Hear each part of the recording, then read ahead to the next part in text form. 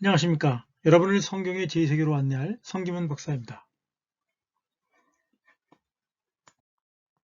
아시죠? 여러분의 성경 제2세계 공부의 필수품 구독과 좋아요, 알람 설정까지. 그리고 마음이 내키시는 분들은 자발적인 수강회비 계좌를 알려드릴 테니까 후원을 부탁드립니다. 네, 안녕하십니까. 오늘은 가인과 아벨의 제사는 무엇이라는 제목으로 살펴보겠습니다. 본문은 창세기 4장 2절 하반절에서부터 5절 상반절까지입니다. 자, 질문은 가인과 아벨의 제사의 기원인가? 라고 하는 겁니다. 첫째, 이 제사는 죄와 관련이 있는가? 두 번째, 이 제사는 첫 번째 제사인가? 셋째, 가인과 아벨은 어떻게 제사를 드렸는가? 넷째, 제사가 타락 이후의 결과라고 볼 수 있는가? 라고 하는 거죠. 이러한 질문 중에 아주 일부만 이번에 대답을 할 것이고요. 이 질문의 대부분은 또 다른 회에서 논의를 해보도록 하겠습니다. 본문 창세기 4장 1절부터 5절까지죠. 아담이 그의 아내 하와와 동침하매 하와가 임신하여 가인을 낳고 이르되 내가 여호와로 말미암아 등남하였다 하니라. 그가 또 가인의 아우 아벨을 낳았는데 아벨은 양치는 자였고 가인은 농사하는 자였더라. 세월이 지난 후에 가인은 땅의 소산으로 제물을 삼아 여호와께 드렸고 아벨도 자기도 양의 첫 새끼와 그 기름으로 드렸더니 여호와께서 아벨과 그의 제물은 받으셨으나 가인과 그의 제물은 받지 아니하신지라. 네, 본문이 단순한 것 같지만 되게 애매하죠. 그래서 그러다 보니까 이제 논란이 시작된 것 같습니다. 네, 첫 번째 우리가 논의해야 될 거는 왜 제물이 민하인가라는 거죠. 사실 성경의 거의 첫 번째 이야기잖아요. 거기에서 사람들이 드린 제물이 민하였다고 하는 거죠. 사실 비평적인 측면에서 이스라엘의 어떤 종교 역사를 다루는 측면에서 학자들은 가장 원시적인 제물의 형태가 번제다라고 생각을 했고요. 또 보수적인 측면에서는 신자들이 드렸던 최초의 제물은 속죄제물, 정화제물이어야 된다고 생각을 했다고 하는 거죠.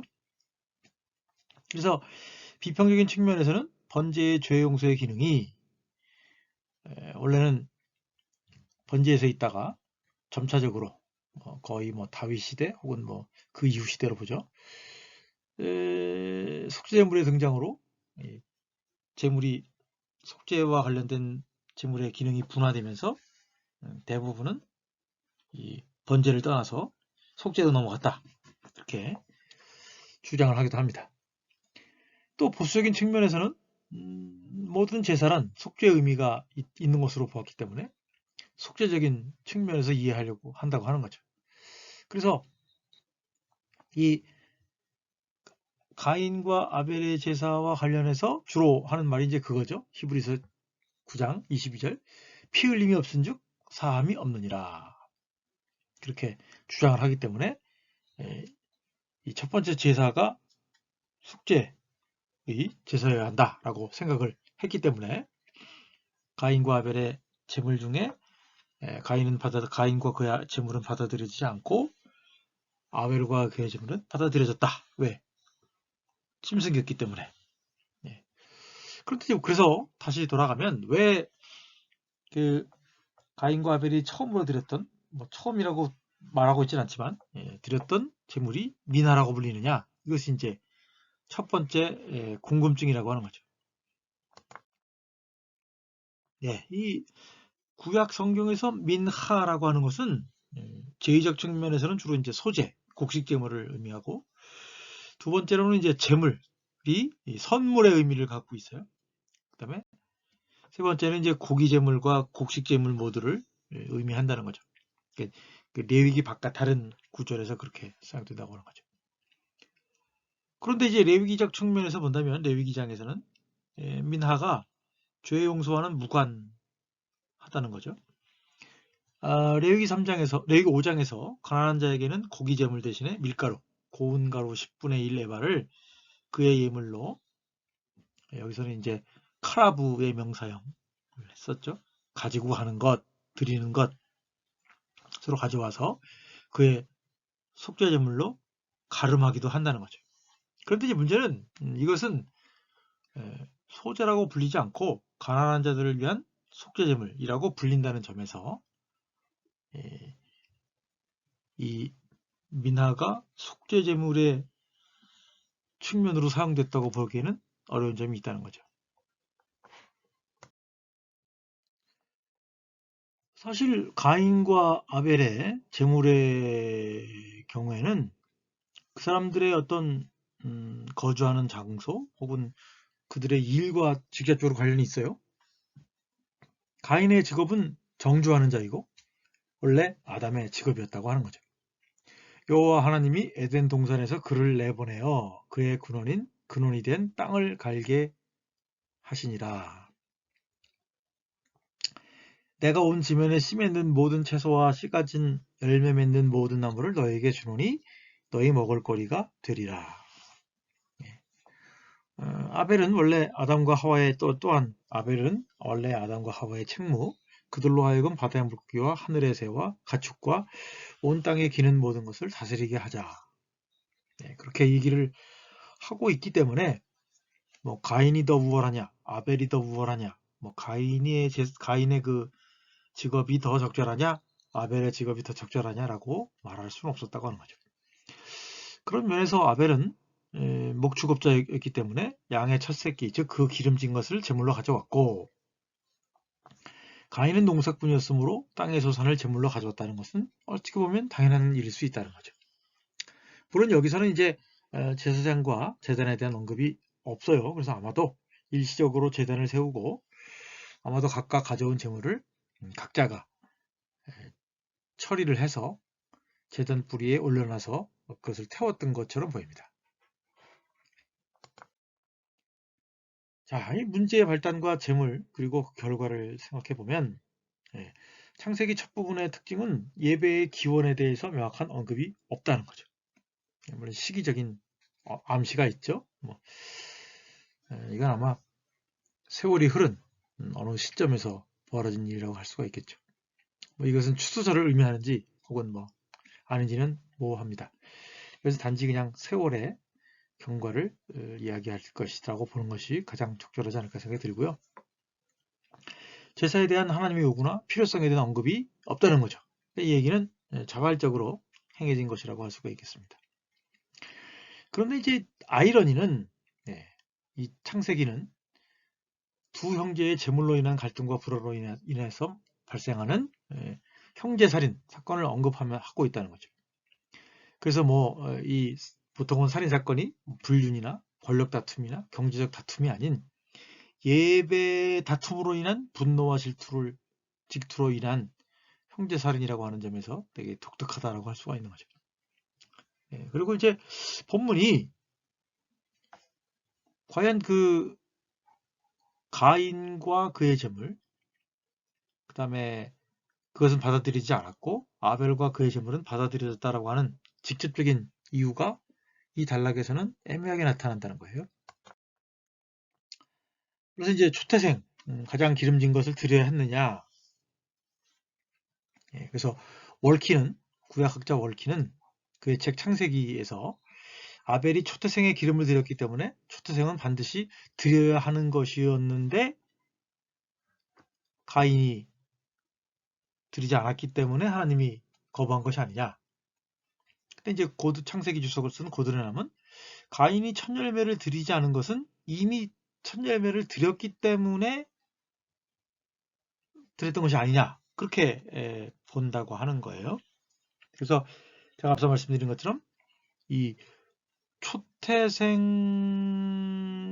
드린 것이 혹은 드리지 않은 것이 하나님이 그것을 받으시고 사람을 받으시고 그 제물을 받으시지 않았던 이유냐 또 애매하다는 거죠.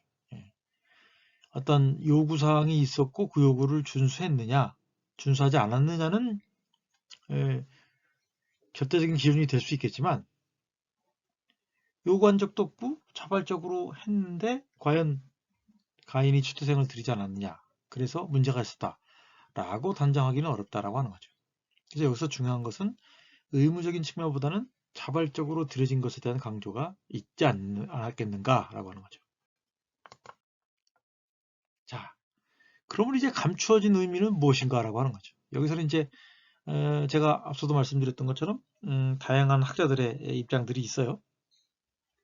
자, 그래서 어떤 사람들은 정주민과 유목민 사이의 갈등을 보여주고 거기서 이제 유목민을 더 사랑하시는 하나님의 어떤 편애를 보여주는 구절이 아니겠느냐 그렇게 보는 사람도 있고 문제는 이제 가인이 정주민이었다가 유목민이 되었다가 도시 문명을 창시하는 사람이 된다는 점에서 그의 운명이 물론 그 전체적인 운명을 암시하는 첫 제사 혹은 뭐 제사의 결과라고 말하기는 좀 애매한 부분이 있지만 과연 하나님이 정주민과 유목민 사이의 갈등을 말하려고 했던 것인가? 과연 이스라엘 사람들이 전형적인 유목민이었는가? 아니면 정주민이었는가? 이것도 사실은 구분하기가 어려운 부분이 있죠. 또 혹은 곡식제물과 고기제물 사이에 나타나는 하나님의 선호. 하나님은 고기를 더 원하신다. 그런 견해도 있었어요. 근데 과연 그런가? 이 레위기를 보면 사실은 태워서 하나님이 기뻐하는 향기를 내는 것이 중요한 의미가 있는 거고요. 뭐 곡식제물과 고기제물이 더 어떤 것이 더 좋고 어떤 것이 덜하다. 그렇게 말하고 있지는 않다고 하는 거 점이죠. 물론 이제 곡식제물이 싸기 때문에 고기는 비싸고 그런 차이를 얘기하는 사람도 있지만 그러한 어떤 일반적인 것과 희귀한 아이템 사이에 그런 차이점을 보여준다? 그렇게 말하기는 또 어려운 부분이 있다는 거죠. 또 하나는 이제 첫 새끼에 대한 하나님의 선언, 앞서 말씀드렸죠. 물론 그렇게 따지면 가인은 첫 아들이었기 때문에 하나님께 드려져야 했고 둘째 아들 아벨은 자신의 양떼 가운데 첫 새끼를 드렸다. 그러나 앞서 말씀드린 것처럼 가인이 첫 새끼를 드리지 않았다는 증거는 없다라고 하는 거죠.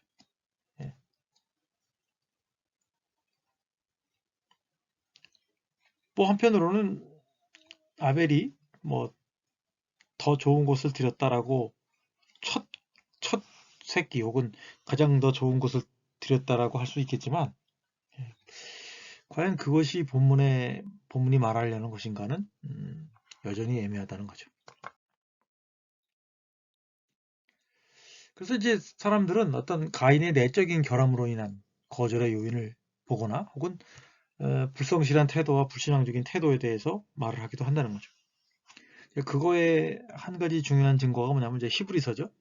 믿음으로 아벨은 가인보다 더 나은 제사를 하나님께 드림으로 의로운 자라 하시는 증거를 얻었으니 믿음이 없이는 하나님을 기쁘시게 하지 못하나 나니 하나님께 나아가는 자는 반드시 그가 계신 것과 또한 그가 자기를 찾는 자들에게 상 주시는 이심을 믿어야 할지니라.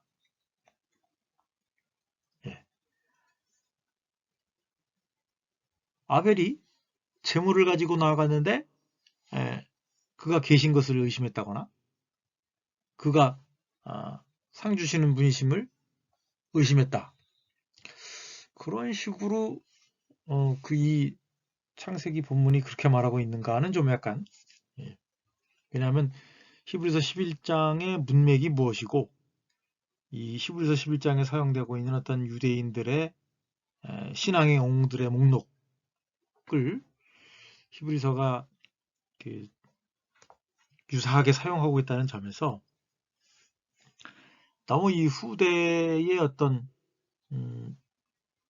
단편적이고 획일적인 판단의 결과를 실제 일이 벌어졌던 창세기 4장에다 적용하고 있는 것은 아닌가, 이렇게 볼 수 있겠죠. 그래서 어떤 사람들은 알 수 없는 이유로 하나님이 선호하신 것이다. 그죠? 하나님만의 생각 속에서, 하나님만의 의도 속에서 가인과 그의 재물을 덮어드시고, 하나님의 생각 속에서 가인과 그 재물을 거절하셨다. 그렇게 말하고 있다는 거죠. 그래서 좀 쉽게 결론을 내리기가 어려워요. 네. 사실 이유를 잘 모르겠죠. 그런데 특징은 창세기 전체를 돌아보면 첫 아들은 운명적이게도 거절을 당해요. 그리고 둘째가 그 하나님의 사랑을 받죠. 뭐 일종의 선택이죠, 선택. 그런데 이제 선택이 곧 구원이라고 하는 어떤 이스라엘이나 유대인들의 어떤 그 편협성을 정당화시키는 건 아니죠. 그거는 이제 뭐 나중에 한번 창세기에 나오는 여러 가지 사람들, 왜 장자가 버림받고 왜 차자가 선택을 받느냐, 그것도 한번 다뤄보면 좋을 것 같고요. 제가 이제 이번에 말씀드리려고 하는 것은 뭐냐면, 이 받아들여지고 거절당하는 것들이 앞서 제가 말씀드린 것처럼 그 향기를 내는 것과 어떤 관계가 있는가 하는 것에 대해서만 좀 더 살펴보도록 하겠어요. 본문은 하나님이 어떻게 아벨의 제물을 받으셨는가 라고 하는 것과 그것을 어떻게 알게 하셨을까라고 하는 점을 명확하게 언급하고 있지 않다는 거죠. 이 창세기 4장을 가르치다 보면 혹은 레위기의 그 제사를 가르치다 보면 가끔 기발하게 물어보시는 분들이 계시는데, 도대체 하나님은 그것을 어떻게 알겠는가라고 하는 거죠. 왜냐하면 제단에서 제물에 불을 붙이면 당연히 탈 것이고, 타는데 그거를 타는 걸 보고 어떻게 하나님이 기뻐 받으셨는가, 기뻐받지 않으셨는가를 알 수 있겠냐라고 하는 거죠. 되게 중요한 질문이면서 대답하기 어려운 질문이죠. 뭐 불이 타다가 꺼졌나? 뭐 불이 타다가 비가 내렸나? 무슨 뭐 불이 타면서 무슨 징조가 보였나? 뭐 불이 타면서 어떤 말씀을 들었나? 그런 뭐 명확하게 얘기하고 있지 않지만, 하여튼 본문은 그 탄 것이 하나님이 기뻐하는 향기를 낸다라고 얘기를 하고 있어요. 예. 이러한 문제는 이제 제사를 드리고 난 후의 상황들과 관련해서 언급이 있습니다. 이제 뭐 레위기에도 나오고 그다음에 이제 역사서에도 나오는데, 오늘은 뭐 그것을 다 설명드릴 수는 없고, 하여튼 제물이 제단에서 타고 거기서 나는 향기를 낸다는 점에서 이 가인과 아벨의 제사의 경우에도 그런 관계가 있지 않겠느냐라고 하는 거죠. 그래서 4절 5절에 보면 제물을 받으셨다라고 하는 표현이 나오는데, 히브리어로는 이제 샤라고 하는 말이죠. 살펴보셨다, 돌아보셨다, 관심과 호의를 가지셨다라고 하는 거죠. 그러니까 뭐 이거를 문자적으로 잘못 생각하면 하나님이 아벨과 그의 제물은 돌아보셨단 말이죠. 관심을 가지셨다. 그러나 가인과 그의 제물은 살펴보지도 않았다. 돌아보지도 않으셨다. 관심과 호의를 가지지 않으셨다라고 하는 측면으로 이해할 수도 있으신 거죠. 그러니까 네, 하여튼 애매합니다. 그런데 이것은 이제 노아의 번제의 경우에도 비슷한 형태로 나타납니다. 8장 21절 받으신다라고 하는 표현이 나오는데,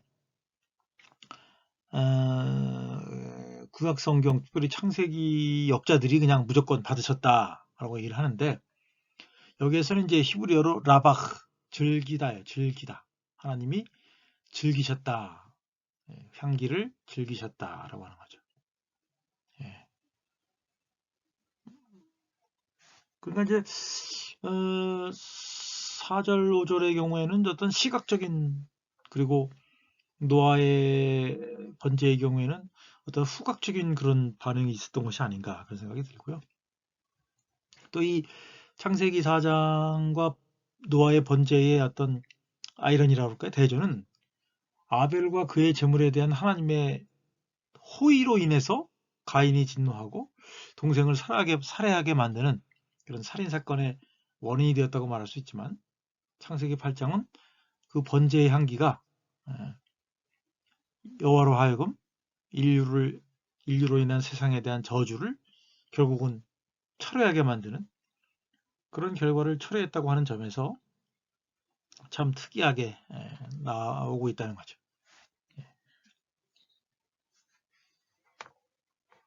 그 다음 볼게요. 자, 이제 더 나아가서 레위기에 보면 하나님이 향기를 기뻐하신다. 여기서는 이제 기뻐한다는 말이 나와요. 이것이 번제물이며 음식 예물이므로 여호와께서 기뻐하는 향기다. 레위기 1장 9절, 13절, 17절에 나오고, 이러한 표현은 이제 곡식제물, 나눔제물, 정화제물에도 나오죠. 곡식제물은 이제 소제물이고요. 나눔제물은 화목제물이고, 정화제물은 이제 속죄제물이죠.